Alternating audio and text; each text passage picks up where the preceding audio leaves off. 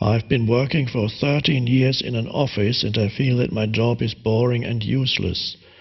I learned to surrender, but I'd like to change my job but don't know where to apply. How can I find out what will give me joy and happiness and a feeling of meaningfulness?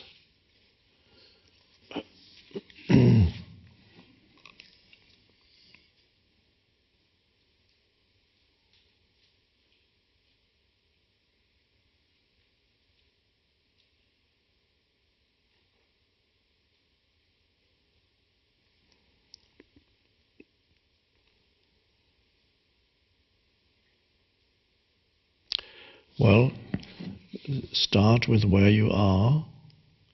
Rather than trying to get away from where you are, you start with always the present moment. And you say you have surrendered, but have you surrendered enough? Have you truly surrendered? So, I suggest when you travel to work every morning,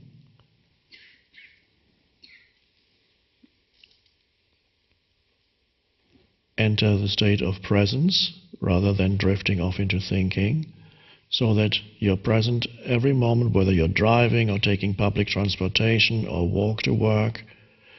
Be there, absolute presence. And when you're at work, do one thing at a time and bring in spacious moments as much as possible. They can only be a few seconds. One spacious breath after you made a phone call, 2 spacious breaths. And then when you go to have lunch, wherever it is, either you eat the lunch that you brought with you or you go to the restaurant or the canteen, or again, present with every movement. So you use what otherwise would be a boring situation and just use it as the background for presence. So you're not looking for some satisfaction in the work, but you bring a different state of consciousness to it. So in a way, your work situation becomes like a canvas. It's just an excuse for practicing presence. So that is, and you're lucky that you have a relatively boring job. It gives you great opportunity for practice. If you had a very stressful job that kept you in a state of excitement all day long, would be more difficult. So be thankful that life has given you something relatively boring, and then you make it interesting, not in the conventional sense of interesting, but you bring the alertness to it. So you're not working at the stock exchange shouting like a mad person, sell, buy, be on the computers.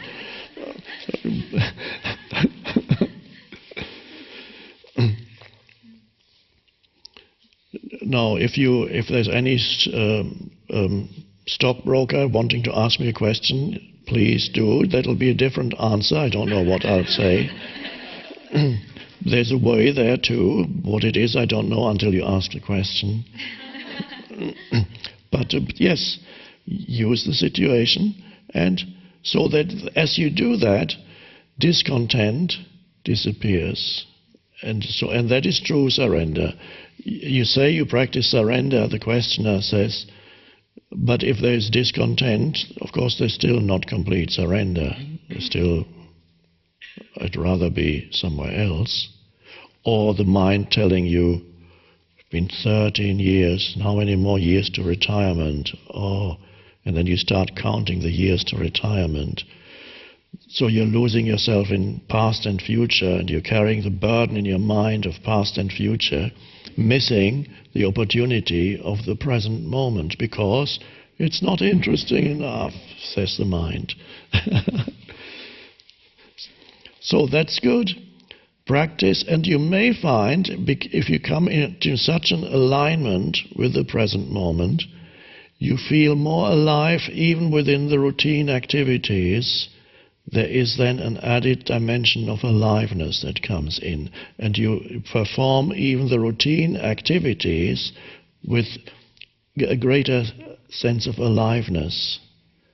And it is often then that change comes into your life, when you align with the present moment, instead of trying to get away from it, internally align yourself with it, so that any kind of no to the present moment dissolves in an inner no. And so you're so aligned that actually power begins to flow through. That's why I call that the power of now. It's the power of life itself. Begins to flow through you. At first it flows into your routine activities, and the way in which you relate to your colleagues at work becomes more present, different, somewhat different. Some people may notice it, others may not. And so, and gradually the universe or life notices that you are in a different state of consciousness.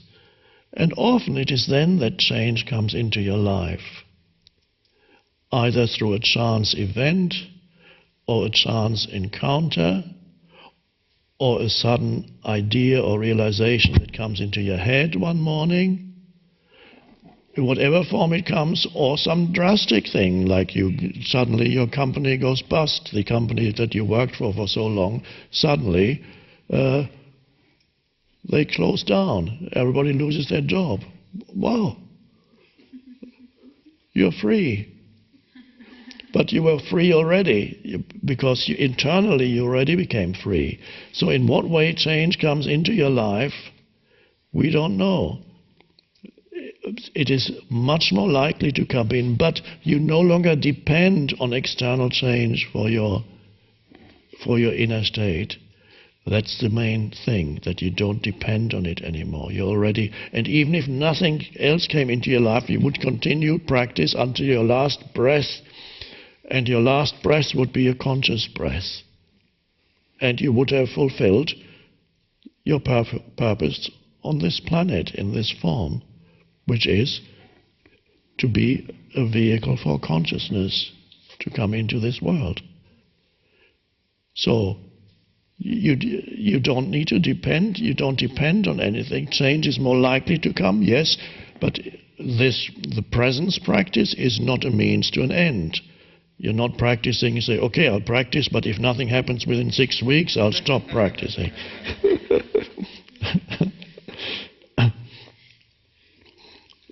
Or the lady, do you know the lady who, a church-going lady who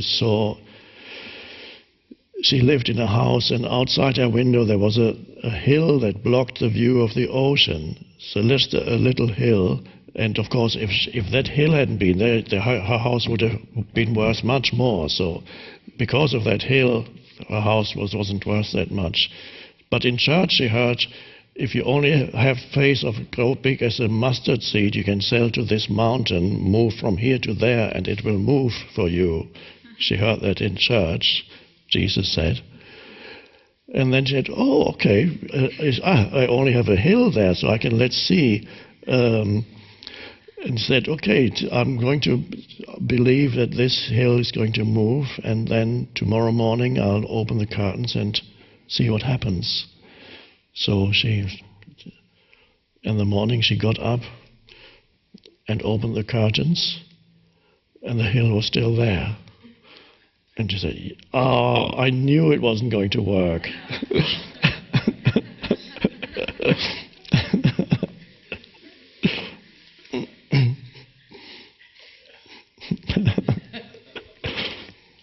That's the faith.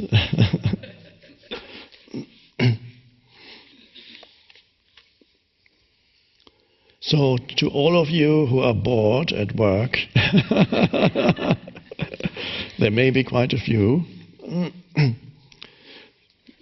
make it into a spiritual practice, a consciousness practice. Bored at work also means you're not particularly challenged at work. And in the absence of life challenges, there's always the danger that you fall below thought and you come into a routine where what you think it's acceptance, but you're really falling below thought, and you you go to work and there's a decrease in your sense of alertness and aliveness, and you become dull, and you go. And sometimes you see people who've been working in the same place for a long time. They have not. That's not surrender or presence. They've just gone below thought, not risen above.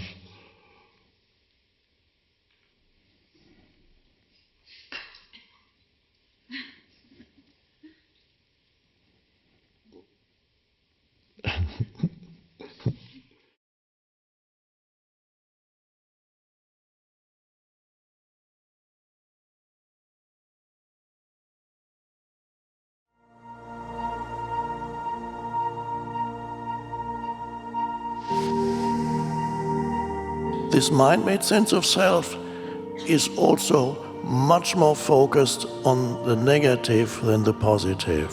To be free, you awaken to who you are beyond your history and your life situation.